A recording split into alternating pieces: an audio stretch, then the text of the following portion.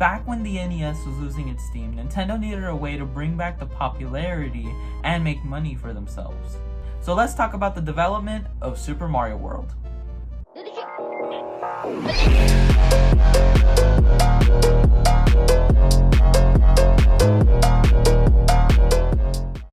Super Mario World started development around late 1988 after the release of Super Mario Bros. 3. Nintendo was already working on the fourth 2D Mario platformer for a console. Super Mario Land is technically Super Mario Bros. 4, but unfortunately, that doesn't apply to all Mario games. Yeah guys, unfortunately Pinball isn't Donkey Kong 0.20. But Super Mario World was going to be the fourth mainline Mario game in the entire Super Mario franchise. How do I know this? Listen, I went as a transfer student in Japan as a cell. I saw the commercial and then graduated from a cell to a tissue and then so on and so forth. Yes, Nintendo subtitled Super Mario World to Super Mario Bros. 4. Some people thrown in here were pretty familiar names from the last three mainline Mario games: Shigeru Miyamoto, Koji Kondo, and Takashi Tezuka.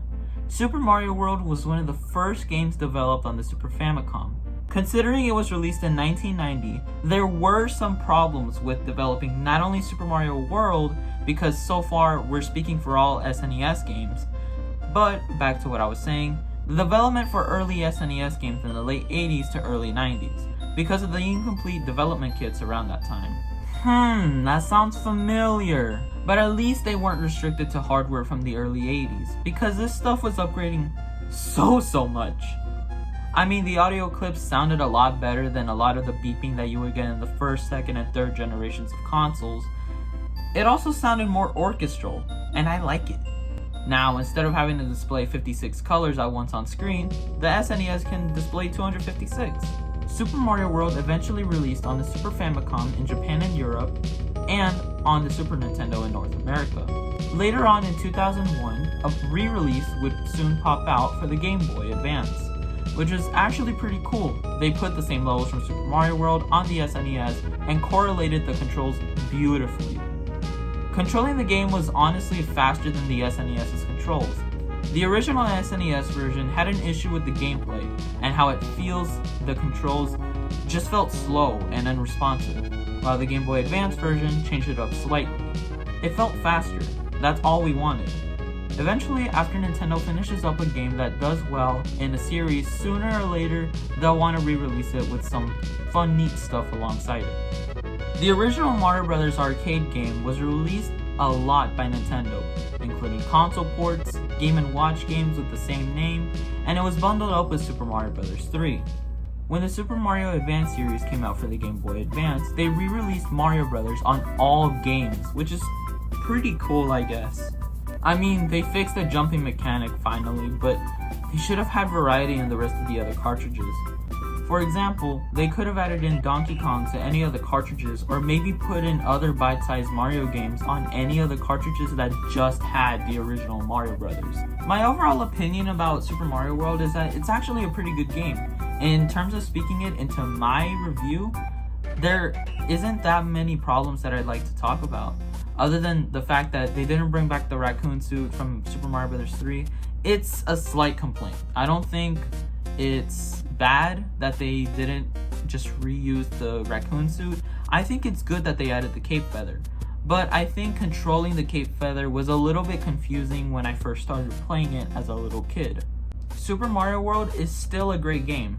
There are some people out there that say that Super Mario World is better than Super Mario Bros. 3, but obviously you can tell what I think about the Super Mario World game because I have a poster of Super Mario Bros. 3 right up here.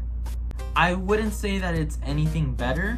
I think it's actually pretty good. I think both Super Mario Bros. 3 and Super Mario World deserve the same amount of respect as both games have. Super Mario Bros. 3 really introduced the new genre for Mario games. It started off with a world map, which we don't get too much of. They did kind of start it off in Super Mario Bros. 3, but that was only in the Japanese versions with Super Mario Bros. USA.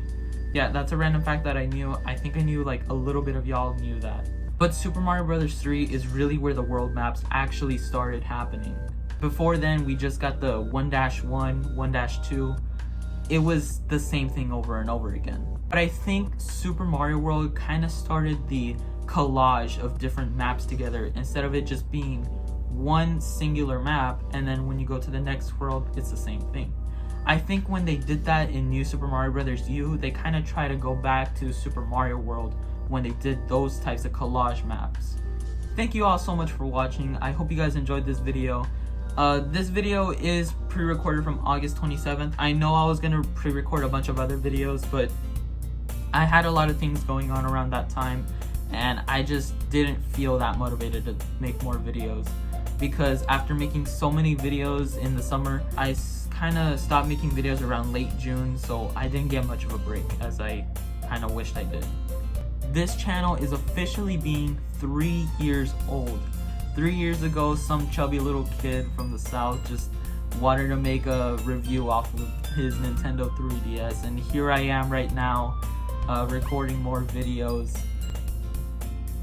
There is a lot that I have to say about this. I think I'll talk about this separately as a kind of talking more into the whole 3-year anniversary thing. I kind of wanted to do a big video for y'all to do the 3-year anniversary, but I think after all of the things that I had to do, I think this is good enough. Speaking of, this is the 100th video I've made. 100 videos since 2020 that I've been making videos on. But thank you all so much for watching. Please like and subscribe, and check out some of my friends' channels, and check out a few videos that I have on the side too. And as always, I'll see you guys next time.